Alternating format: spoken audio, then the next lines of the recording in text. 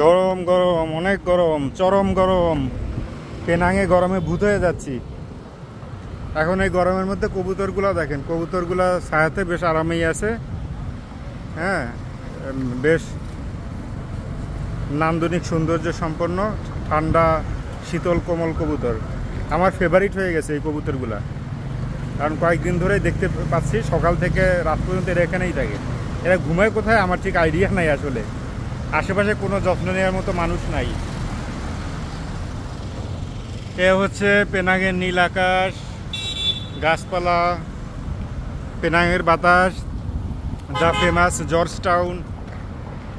হ্যাঁ, বেস্ট একটা প্লেস কিন্তু এটা। This is the best place to consider, George Town in Penang. আর এখানে কবুতরগুলা মানুষকে কি বলা যায়, কি দেওয়ার জন্য দাঁড়িয়ে আছে, কোম্পানি দেওয়ার জন্য এখানে সারাক্ষণই আছে। দেখেন, জায়গা থেকে খুব বেশি ডিস্টার্ব করতে যাচ্ছি না, ভালোই লাগলো। এখানে ফুল গাছ। তো আজকে পেনাং থেকে ইনশাল্লাহ লঙ্কাউই চলে যাব। আমার বিকাল 6টায় লঙ্কাউই ফ্লাইট। এখানে বিকাল বলতে হবে, কারণ সন্ধ্যা হয় না 6টার সময়, সন্ধ্যা হয় না, সন্ধ্যা হয় 7:30টায়।